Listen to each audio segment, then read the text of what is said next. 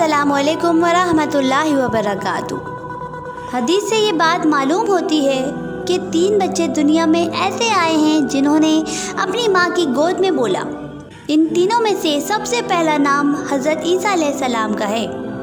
इस दुनिया में जो लोग हज़रत ईसा अलैहिस्सलाम को अल्लाह का नबी मानते हैं तो वो लोग इस बात से वाकिफ़ हैं कि ईसा अलैहिस्सलाम बिना बाप के पैदा हुए। इनका कोई बाप न था, इनकी सिर्फ माँ थी जिनका नाम मरियम था। जब हज़रत मरियम के यहाँ ईसा अलैहिस्सलाम की विलादत हुई तो अल्लाह ताला ने हज़रत मरियम को हुक्म दिया कि इस बच्चे को ले जाओ और अपनी कौम के सामने कुछ ना कहना और इस बच्चे की तरफ इशारा करना। तो हज़रत मरियम अलैहिस्सलाम ने ऐसा ही किया। तो इनकी कौम के लोगों ने कहा कि ये तो गोद का बच्चा है, ये कैसे बोल सकता है। तो अल्लाह के हुक्म से हज़रत ईसा अलैहिस्सलाम बोलने लगे कि मैं अल्लाह का नबी हूँ, मुझे अल्लाह ताला ने अपनी माँ पर एहसान करने वाला बनाया है। इसी तरह एक राहिब था। एक दिन वो अपनी इबादत गाह में इबादत कर रहा था तो उस वक्त उसकी माँ ने इसको आवाज़ लगाई तो वो परेशान हो गया कि मैं इस वक्त इबादत में हूँ तो मैं अपनी माँ को किस तरह जवाब दूँ।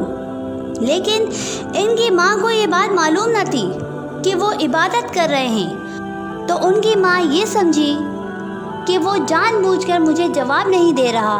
तो उनकी माँ ने उनको बद्दुआ दे दी कि अल्लाह करे कि तुझ पर कोई तोहमत लगाए।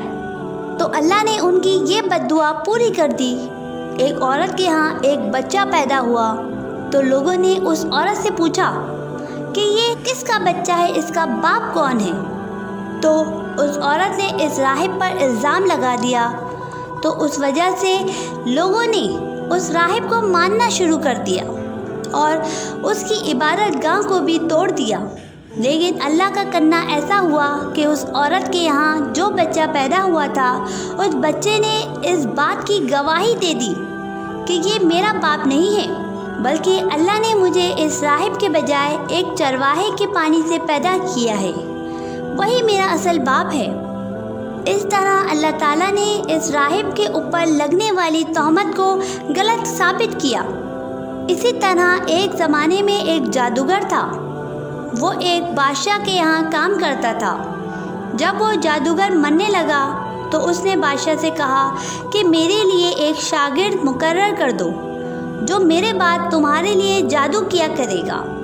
बादशाह ने एक नौजवान को इसके लिए मुकर्रर किया। लेकिन अल्लाह का करना ऐसा हुआ कि उस नौजवान ने जादू सीखने के बजाय राहिब से दीन बरहक सीखना शुरू कर दिया और वो अपनी बंदगी में इतना आगे बढ़ गया कि वो पूरी तरह अपने रब के ताबे हो गया और उसके सामने ये बात वाज़ेह हो गई कि वो जिस रास्ते पर चल रहा है वो बरहक रास्ता है।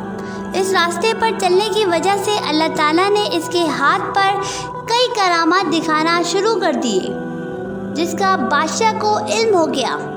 बादशाह ने उस नौजवान को बुलाकर कहा कि तू तो अपने उस्ताद से भी बड़ा जादूगर निकला।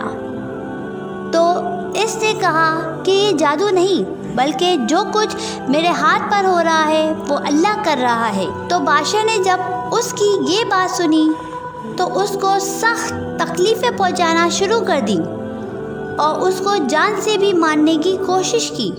लेकिन बादशाह इसमें नाकाम रहा।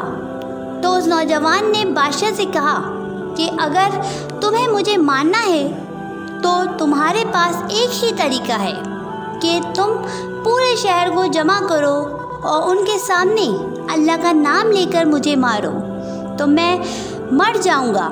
बादशाह ने उसकी इस तदबीर पर अमल किया तो ये देखकर शहर के तमाम लोग मुसलमान हो गए और बादशाह ये सब देखकर खौफज़दा हो गया। बादशाह ने पूरे मुल्क में खंदकें खुदवाईं और उसमें आग जलाई और ऐलान किया कि जो शख्स इस मज़हब को नहीं छोड़ेगा तो उसको इन खंदकों में डाल दिया जाएगा। लेकिन उस नौजवान ने इतनी बड़ी कुर्बानी दी थी कि किसी ने भी इस मज़हब को छोड़ना पसंद नहीं किया बल्कि मौत को पसंद किया।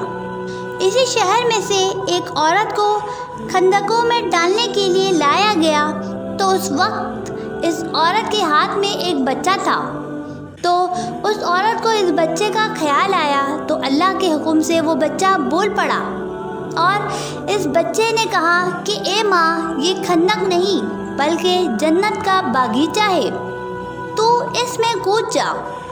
تو اس طرح یہ عورت بھی خندق میں کود گئی۔ یہ وہ 3 بچے تھے جو اپنی ماں کی گود میں بولے۔ یہ اللہ کی شان تھی۔ اللہ جو چاہے بے اسباب کر سکتا ہے۔ آپ سب سے اب اجازت چاہوں گی۔ اللہ حافظ۔